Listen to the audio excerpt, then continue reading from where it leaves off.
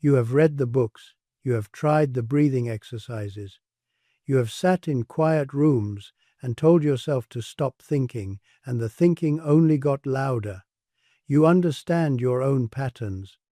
You can name them. You can explain to someone exactly why your mind does what it does, and it still does it. That is why you are here right now. Not because you do not understand, but because understanding was supposed to be enough, and it wasn't. And no one talks about that. No one talks about what it feels like to be completely self-aware and completely stuck at the same time. You've felt this, haven't you? I see you. I see the version of you that smiles during the day and replays every conversation at night. The one who is so tired of their own thoughts that they have started to wonder if this is simply who they are.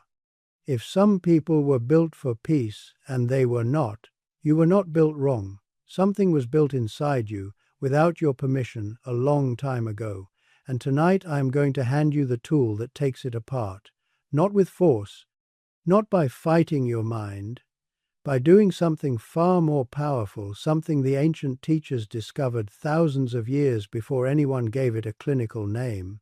You are going to learn how to brainwash yourself, and that word should not frighten you, because by the time I am finished, you will understand that it is the most freeing thing a human being can do. Now, when I say that word, brainwash, something tightens in you, doesn't it? That is expected. We have been taught that brainwashing is something done to you against your will, something sinister, something that takes away your freedom. But I need you to sit with a question for a moment. What if it has already been done to you? What if your mind, right now, tonight, is running programs that were written by someone else entirely? Think about this. You did not choose to believe you are not enough. That belief was placed in you, maybe by a parent who was too overwhelmed to show you tenderness. Maybe by a schoolyard full of children who needed someone to be small so they could feel big. Maybe by a culture that told you rest was laziness and worthiness had to be earned through suffering. You did not sit down one day and decide to think this way. It was installed, repetition by repetition, day after day, year after year, until it no longer felt like a belief at all. It felt like the truth. You've felt this, haven't you? That moment where a thought feels so familiar, you mistake it for a fact. And here is the part that changes everything. The mechanism that installed those programs is still running. Right now, in this very moment, it never stopped. Your mind is being shaped by repetition, whether you participate in the process or not. Every thought you repeat becomes a groove. Every groove becomes a path. Every path becomes the only road you know how to walk. This is happening every single day. The only question that has ever mattered is this: who is doing the repeating? Who is sitting at the controls? Because for most of your life, fear has been sitting in that chair. Doubt has been sitting in that chair. The voice of someone who hurt you 20 years ago has been sitting in that chair, speaking as if it were your own voice, and you have been obeying it because you forgot it was not yours. Isn't it so? That is brainwashing. That is what has already happened to you, and you did not consent to a single word of it. So when I tell you that tonight you will learn to brainwash yourself, I am not telling you to do something unnatural. I am telling you to take back the seat. To put your hands on the controls of a machine that has been running without you for decades, and to say, finally, I am here now. I decide what gets repeated. I decide what becomes the groove. And if some part of you is whispering right now that this sounds too simple, good. That whisper is the old programming trying to protect itself. It does not want you in that chair. We continue anyway. Let me tell you a story. It is very old, and it will change how you see yourself, perhaps permanently. A traveler was walking through a village in the south of India when he came across something he could not explain. At the edge of the village, beneath a row of banyan trees, stood 6 elephants. Enormous creatures, each one strong enough to uproot a tree, strong enough to tear down a wall, strong enough to drag a house from its foundation if it chose to, and each one was standing completely still. Not because of chains, not because of cages. Each elephant was tied to a small wooden stake in the ground by a single piece of thin rope, ordinary rope, the kind you would use to tie a boat to a dock. The traveler stared. He walked closer. He looked at the rope. He looked at the legs of the nearest elephant, thick as old trees, muscles moving beneath the skin like rivers. And he thought, this makes no sense. This creature could snap that rope without even noticing. It could walk to the horizon, and nothing in this village could stop it. What would you do with that question? Would you walk away? Would you accept it? He could not. So he found the trainer, an old man sitting in the shade, drinking tea as if nothing in the world were remarkable. And the traveler asked him, "How is this possible? How does a piece of rope hold the most powerful animal I have ever seen?" The trainer set down his tea. He had heard this question before. He said, "When that elephant was very young, a baby, we tied it with that same rope, and the baby pulled. It pulled and pulled until the rope cut into its skin. It pulled until it bled. It pulled for days, and the rope held, not because the rope was strong, because the baby was small. Eventually the baby stopped pulling, and here is the part I need you to hear. The elephant did not learn that the rope was strong. The elephant learned that it was weak. It learned that it could not break free. And it never questioned that lesson again. Not once. Not even after it grew into the most powerful creature in the entire village. It still believes it is the baby at the end of the rope. Something just moved in you, didn't it? Stay with it." The traveler stood with that for a long time. He watched the elephants, 6 giants, still as stones, held in place by a memory. Then he asked one more question. "Has any of them ever broken free?" The trainer's face changed. He said, "Yes, once, during a fire. The flames came close, and one of the elephants panicked. It forgot everything it believed about itself. It lunged forward, and the rope snapped like a dry twig. The elephant did not even notice. It simply ran. And afterward it stood in a field, breathing hard. And I believe in that moment it realized something terrible, that it had always been free, that the rope had held nothing, that it had been standing still in an open field for 15 years, held captive by a lie it learned before it knew how to question." The traveler said, "That is the saddest thing I have ever heard." And the trainer said, "No, the saddest thing is that it went back. We put the rope on again the next day, and it stayed." Now, you might think this is where the story ends. It is not, because there was a boy in that village, the trainer's grandson, who had been listening, and he did not accept it. That night he crept out of his bed and walked barefoot to the elephants in the dark. He sat down next to the largest one, and he began to talk to it. He said, very quietly, "You are strong. You are so strong. This rope is nothing. You could walk to the mountains if you wanted. You could walk to the sea." The elephant did not move, did not respond. The boy came back the next night, and the next. Every night for months, he sat in the dust beside this animal 10 times his size and whispered the same thing. "You are not what happened to you. You are not what they taught you. You are strong, and this rope is nothing." His grandfather told him he was wasting his time. His mother told him to sleep. The other villagers laughed. Does this sound familiar? After 100 nights, the elephant's ear moved, just slightly. A twitch, the way you might shift in your sleep when someone says your name from far away. After 200 nights, the elephant shifted its weight, one foot, then the other, as if it were remembering that its legs belonged to it. And one morning, a quiet morning, no fire, no storm, no crisis, the boy came out to check on the elephant and found it standing 30 feet from the stake. The rope lay on the ground like a dead vine. The elephant was eating from a tree it had never been able to reach. It was not running. It was not panicking. It had not broken free in a blaze of adrenaline.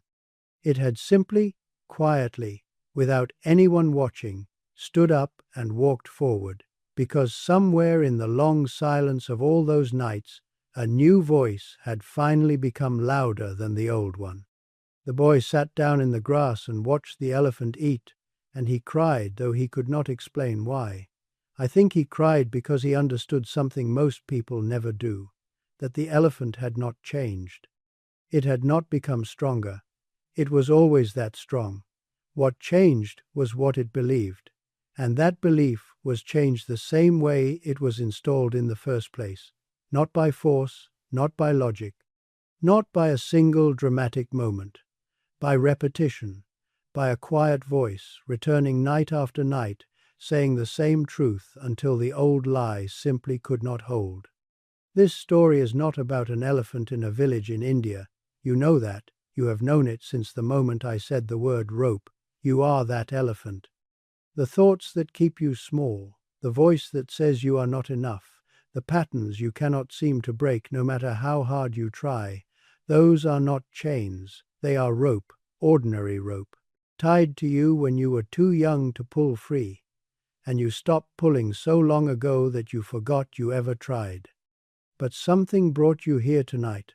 Something in you does not believe the rope anymore. It is faint. It flickers. You may not even trust it yet, but it is there. That is the flicker, and it has never gone out. Stay with that for a moment. Just let it be true, even if only for tonight. Now let me give you what you came here for, the method, the tool, the thing you will carry with you when this is over.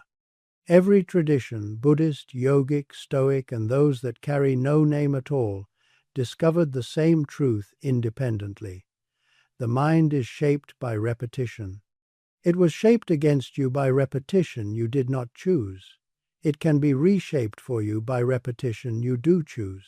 In the yogic tradition, they called this practice sankalpa, a sacred intention planted in the deepest soil of the mind. The Buddha called the process bhavana, cultivation, the deliberate tending of the garden of thought. Marcus Aurelius, the philosopher emperor of Rome, who ruled the known world and still struggled with his own mind every morning, called it the discipline of assent, choosing thought by thought what he allowed to take root. They all found the same door. I am simply handing you the key. There are 3 parts to this. 3 practices that work together as one movement. The first is the interruption. This is where everything begins. You cannot redirect a thought you do not catch, and right now, most of your thoughts pass through you unnoticed, like fish in dark water. You do not see them. You simply feel their effect. A tightness in your chest, a sinking in your stomach, a sudden certainty that something is wrong. But the thought that caused it slipped by 3 seconds ago, already gone, already accepted as truth, without examination. Does this make sense? You know this feeling. The emotion arrives and you do not even remember the thought that brought it. This is what the old Zen teachers understood. One of them sat with his student during a rainstorm and asked a single question. "Do you hear the rain?" The student said yes. "Then who is listening?" The student opened his mouth and closed it again, because in that question was everything. The one who hears the thought is not the thought. The one who notices the anxious voice is not the anxious voice. You are not your mind. You are the one aware of it. So the first practice is simply this. When a negative loop begins, when the old voice starts its familiar story, you learn to say one word internally. Noticed. That is all. Not fighting. Not arguing. Not trying to replace it yet. just noticed. You are not pushing the thought away. You are stepping back far enough to see that it is a thought and not a fact. This is sitting down beside the elephant. This is the very first whisper. The second practice is the replacement. Once you have noticed, you do not leave the space empty. An empty mind is an invitation for the old programs to return. Instead, you place something new in that space. A single statement, short, present tense, spoken not as a wish for the future, but as a truth about who you are now. Not "I will be confident someday," which tells the mind that confidence belongs to the future, but "I am someone who trusts themselves," which tells the mind that this is already real, already here, already who you are. You see where this is going, yes? The yogic teachers called this a sankalpa, a resolve planted at the deepest level of being, and the way you plant it matters. You do not shout it at the mind like a command, you whisper it. You feel it in your body. You let the words carry warmth, not force. Because the subconscious mind does not respond to volume, it responds to emotion, it responds to repetition. It responds to the quiet certainty of a voice that comes back, night after night, and says the same thing without wavering. Marcus Aurelius, the most powerful man in the ancient world, would begin each morning by telling himself who he was and who he would meet and how he would respond. He did not leave his identity to chance. He wrote it, daily, deliberately, with his own hand. Even an emperor understood that if you do not choose the voice in your head, someone else's voice will fill the silence. Do you understand what this means? Every voice that ever told you who you were, every parent, every bully, every teacher, every failure, they used this exact mechanism. Repetition, emotion, identity. They used it carelessly, unconsciously, sometimes cruelly. And it worked. It worked so well, you believed it was the truth. Now you will use the same mechanism, with the same power. Except this time, you choose the words. This time, the voice is yours. The third practice is the saturation. And this is where most people stop too early, so hear me carefully. The mind is not reprogrammed in a single dramatic session. It is not reprogrammed by intensity, it is reprogrammed the way water shapes stone, not by force, by showing up every single day. The practice is not about how hard you try, it is about how often you return. And there are two windows each day when this works most powerfully. The moments between waking and full alertness, when your mind is still soft, still open, before the day has built its walls. And the moments between lying down and sleep, when the gatekeeper of the conscious mind grows drowsy and the door to the deeper self swings open, these are the moments when the whisper reaches deepest. These are the moments the boy sat beside the elephant, in the quiet, in the dark, when no one else was watching. 100 days and the ear twitches, 200 and the weight shifts. You will not see the change happening. You will simply wake up one morning and realize the rope has been on the ground for weeks. So, notice, replace, repeat. That is the method, that is the tool. You do not have to get this perfect. You do not have to feel it working. Start with one thought, one phrase. One morning. The elephant does not stand in a day, but it stands. Now, I must tell you something important, because if I do not, this teaching will fail you, not because it is wrong, but because your mind will fight it, and you must be ready. In the first days, nothing will seem to happen. In fact, it may feel worse. The old programs do not surrender quietly. They increase their volume. The anxious thoughts will get louder. The self-criticism will sharpen. Your mind will say, "This does not work." You are foolish for trying. Go back to what you know. Think of it this way. When you stop stirring a glass of muddy water, the mud does not vanish. It rises, it clouds everything. And for a terrible moment, the water looks worse than before you stopped stirring. But you are not failing. The mud is separating. If you can simply stop reaching in to fix it, the mud will settle. And what remains will be clearer than anything you have ever seen. That cloudy period is not a sign of failure. It is a sign that something is finally changing. Isn't it so? And your mind will try to pull you away from this practice. It will tell you to look for proof too early. After 3 days, you will search for evidence that it is working, and you will not find any, and you will use the absence of proof as proof that it has failed. Do not fall for this. You do not dig up a seed every morning to check if it is growing. You water it and you wait. And when you do have a negative thought, and you will, the mind will say, "You have failed. You were supposed to be past this, but you were never supposed to be past anything." Having the thought is not the failure. The only failure is refusing to begin again. And you can begin again in the very next breath. And there will be days when you look at someone who seems naturally at peace and you will think, they do not have to do this. They were born calm, but you do not know that. You do not know what they whisper to themselves in the dark. You do not know what ropes they have untied. You only see the elephant standing free.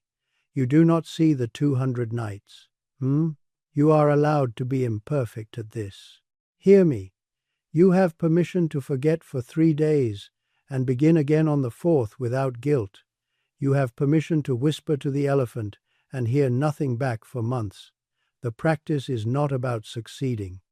It is about choosing. Every single time you choose to notice, to replace, to repeat, even imperfectly, even half-heartedly, you are casting a vote for who you are becoming.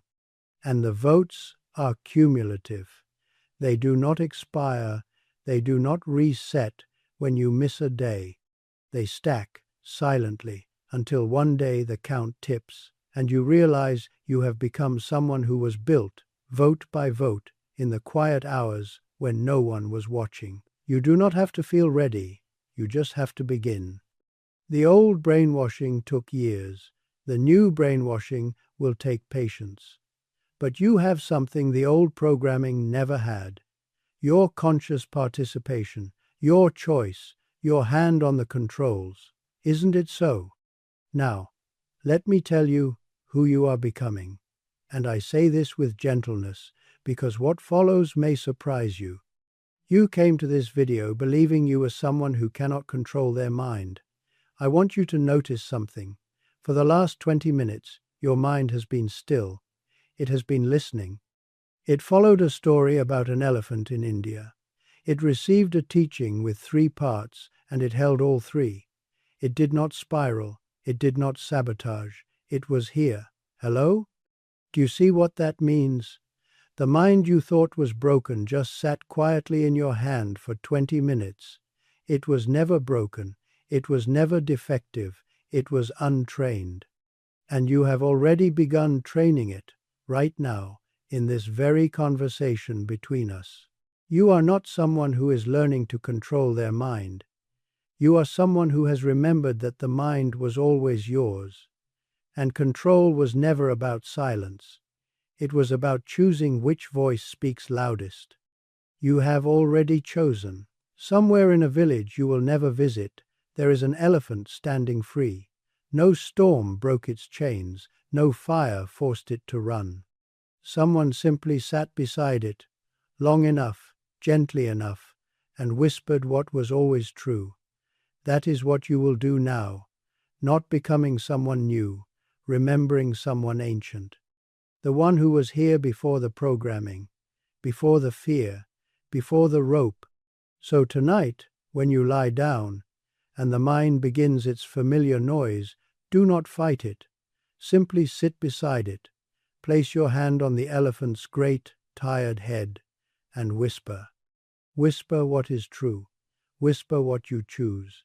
And know this, the fact that you are here right now, that something in these words reached past every wall you have built, that is not an accident. That is the flicker. It has never gone out, it will never go out. And one quiet morning, no storm, no fire, no emergency, you will simply stand, and the rope will already be on the ground. May you remember who you were before the world told you who to be. May you find the patience to whisper on the nights when nothing seems to move. And may you trust the flicker, even now, even tonight, because it has carried you this far, and it will carry you the rest of the way home. If these words reached you, if something in this landed where it needed to land, leave the word noticed in the comments. Just that one word, so that others who are beginning this practice know they are not sitting beside the elephant alone. I will see you in the next one. Be well.